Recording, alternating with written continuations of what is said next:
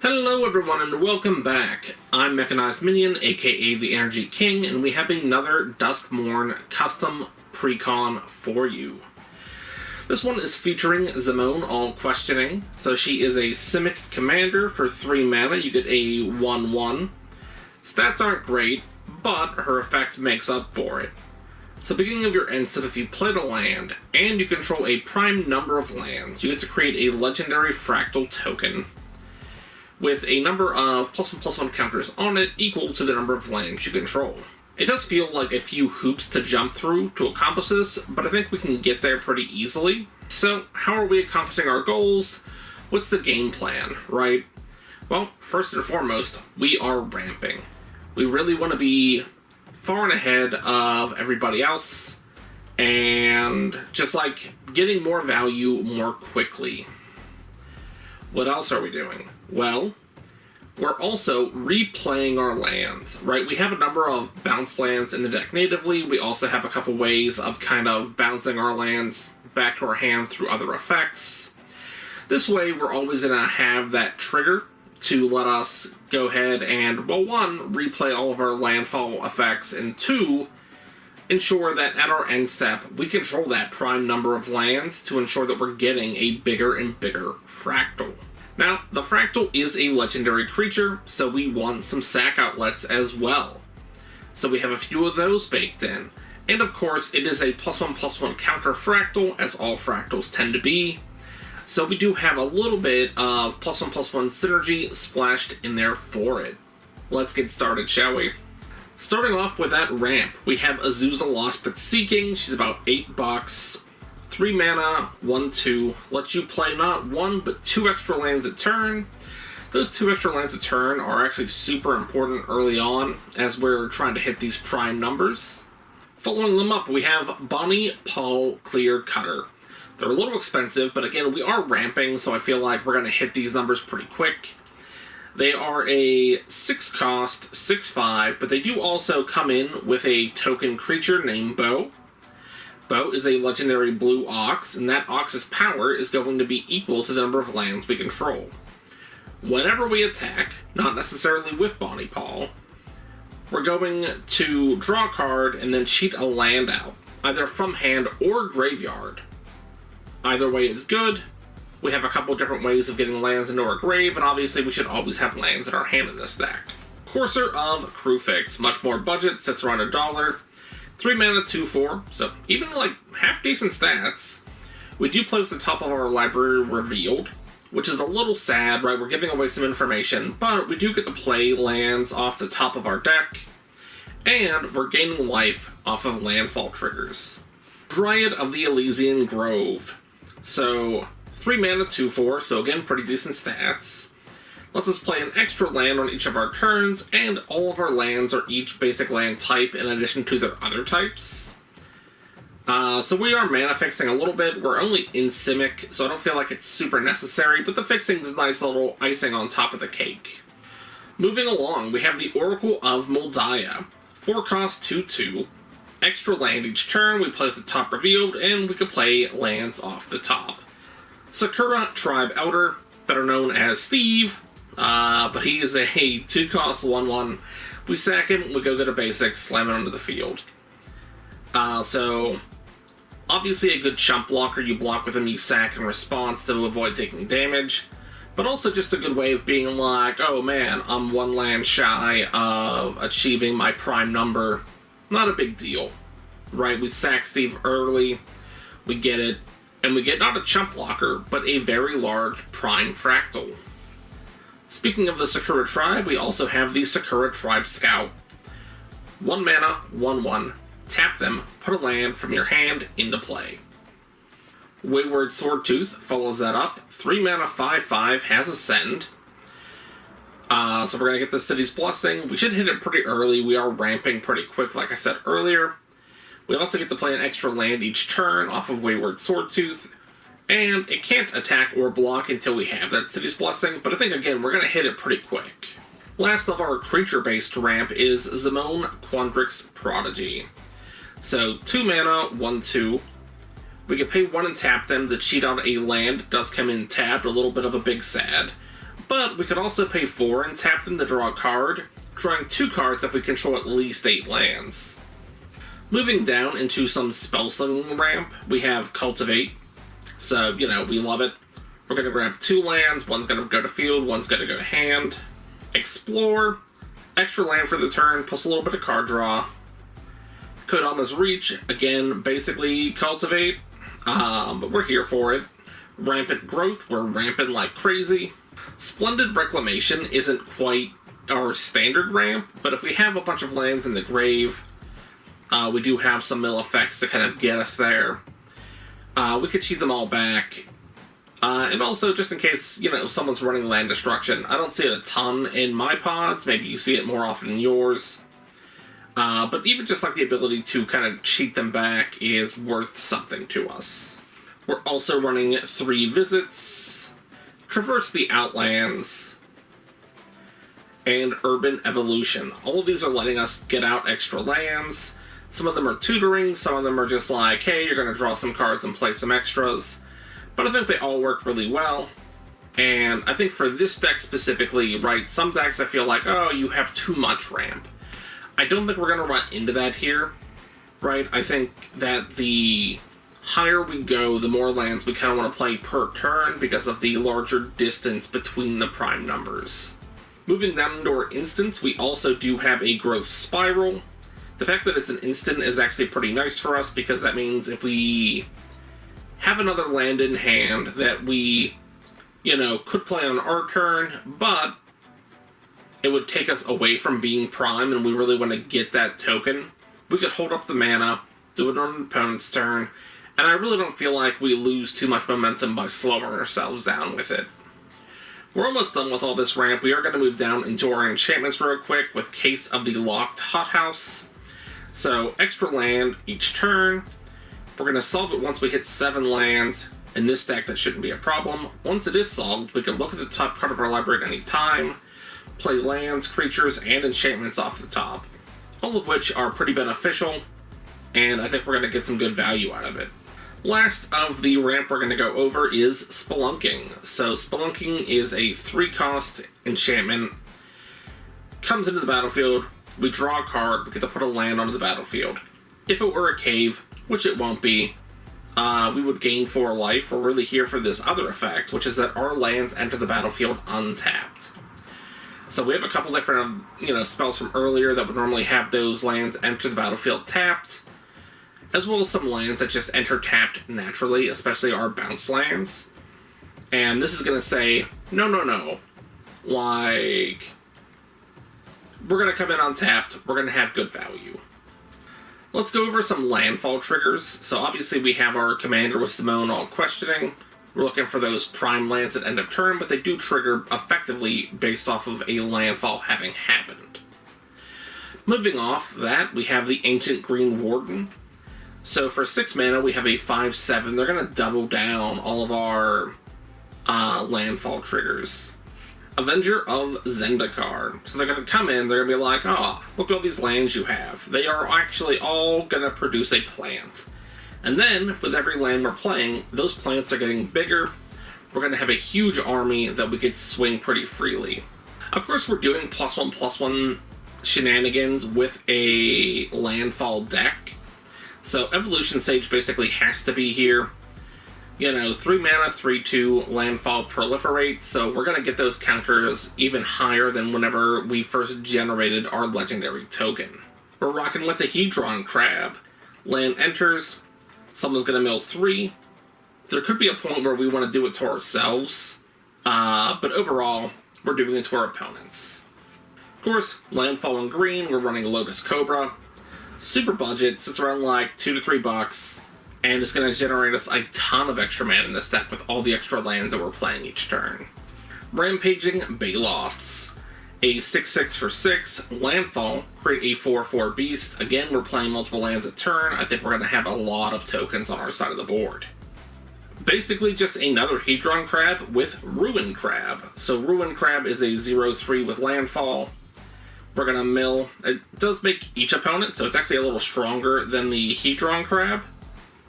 Of course, landfall in green, we're also running Scoot Swarm. It's like $4 or $5.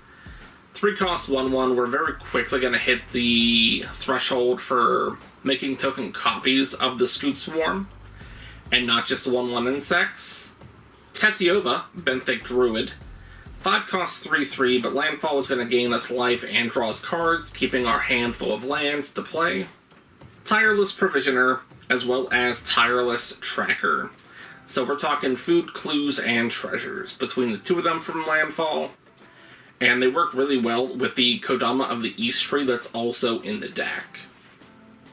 Now, like I said, we did splash in some +1/+1 counter support just because the tokens we're generating are legendary, 0/0s that have a bunch of counters on them. So we're going to start off with the Dusk Shell Crawler. So each creature we control with a +1/+1 counter on it has trample. So our big primal fractal boys are going to be tramply. And when it enters, we do get to put a +1/+1 counter onto another creature. So if we had something else that was large and in charge, we could also just pass out a little bit of trample to it. Varel of the Whole-Clade. So 3 mana, 1/4. For Simic and a tap, we're going to double the number of each kind of counter on a target artifact, creature, or land. We're obviously doubling down on our legendary fractal. We want them to be as big as possible and swing it out for big damage.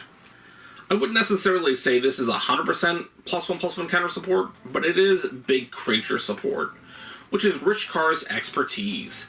So Rishkar's Expertise is 6 mana. We're going to draw cards equal to the greatest power among creatures we control, and then cast a 5-cost or less spell for free.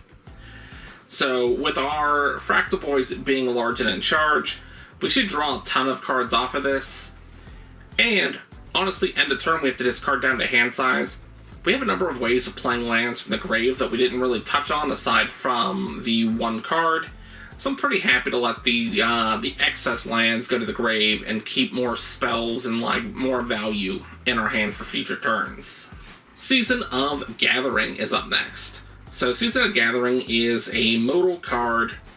We get 5 paw prints worth of effects. It is 6 mana. We can choose the same mode more than once. And again, this is it's super versatile. So the first mode for 1 paw print lets us pass out a counter, give that creature a vigilance and trample for the turn. Both of which are great. I love the fact that it's only 1 paw print, meaning we have access to the other modes if we want them. For 2 paw prints, we get to choose artifact or enchantment and then destroy everything of that type, which is super strong. It does hit all of our board as well, but honestly, I don't know that we care that much. And the last mode is basically the same as the Rishkar's Expertise, where we're going to draw equal to the greatest power among creatures we control. Repulsive Mutation follows that up. So this is an X spell. So X in a Simic, we're going to put X +1/+1 counters on a creature we control. Then we're going to counter a spell unless someone pays mana value equal to that creature's power. With how big our fractal should be at all times, I don't think they're going to pay it. I don't think they could afford to pay it. So we could even X equals 0 a lot of the time and still target our creature. And it's this is what's a half decent, an 11/11, right? Are you paying 11 extra mana to not have your spell countered? Doubt it.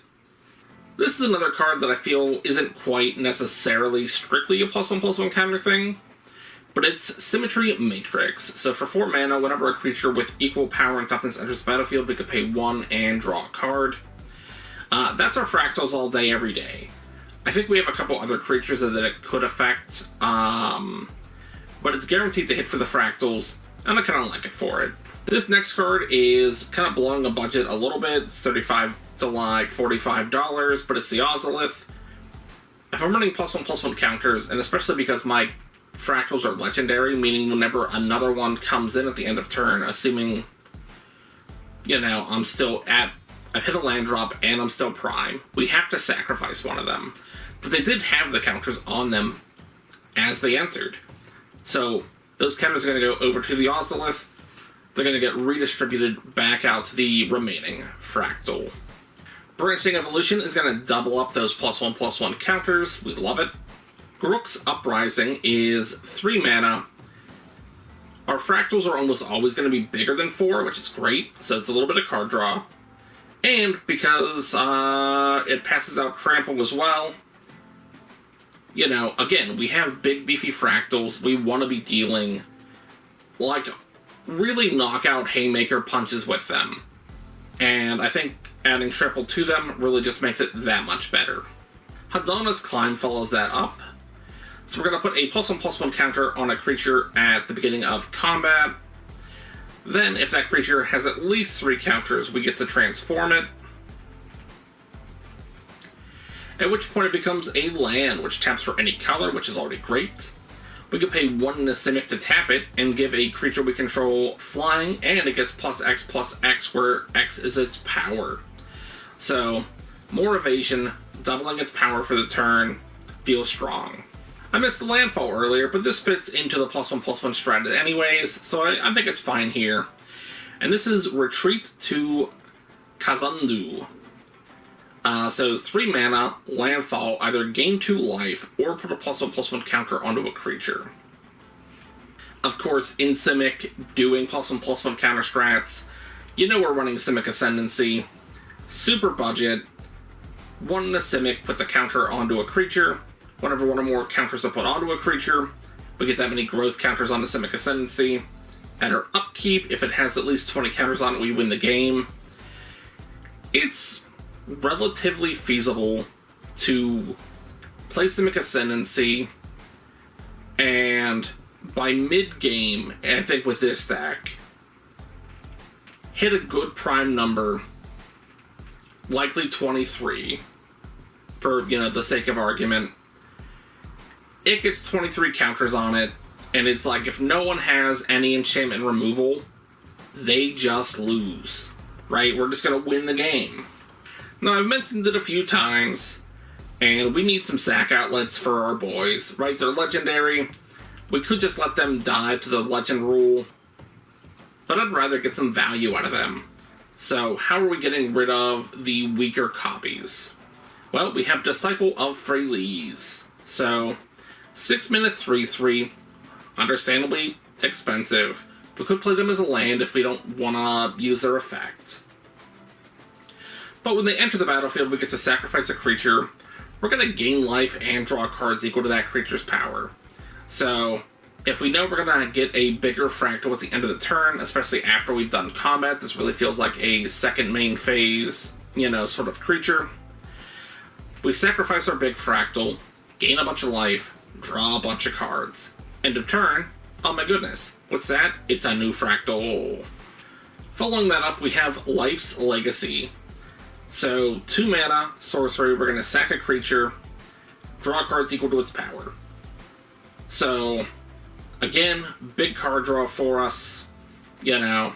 And again, we don't mind throwing some of the lands that we have in excess that we couldn't play just into the grave, while we use everything else to ramp further anyways. Monumentous Fall follows that up. 4 mana instant, sack a creature. We're going to draw cards equal to its power, gain life equal to its toughness.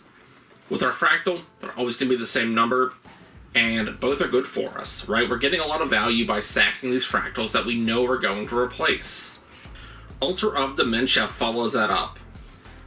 2-cost artifact, we get to sacrifice a creature to force a mill. And we have some other mill already in the decks that we've seen earlier. It's not necessarily a strictly mill deck. This is really just a good sack outlet for us.